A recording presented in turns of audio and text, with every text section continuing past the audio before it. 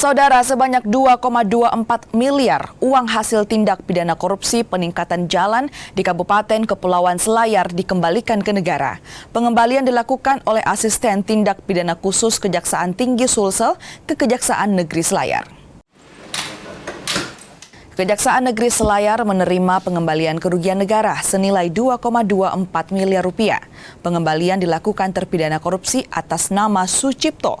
Uang tersebut adalah hasil tindak pidana korupsi pekerjaan peningkatan jalan paket 1 ruas Bonerate, Sambali, Kecamatan Pasti, Maranu, Kabupaten Kepulauan Selayar, tahun anggaran 2019.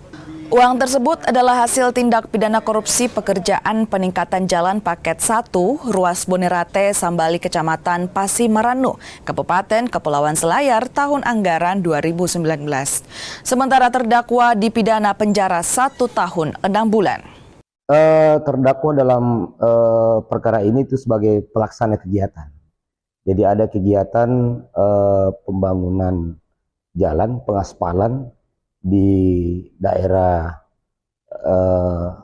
Bonerate, ya, sehingga sesuai dengan hasil pemeriksaan yang dilakukan oleh penyidik kejaksaan, kemudian berdasarkan hasil temuan auditor terkait dengan pemeriksaan lapangan, ditemukanlah unsur kerugian negara sebesar 2.240.000.000, dan alhamdulillah terpidana telah beritikad baik dengan melakukan pengembalian kepada penyidik, kepada jaksa untuk dilakukan eksekusi, kemudian penyetoran ke kas negara.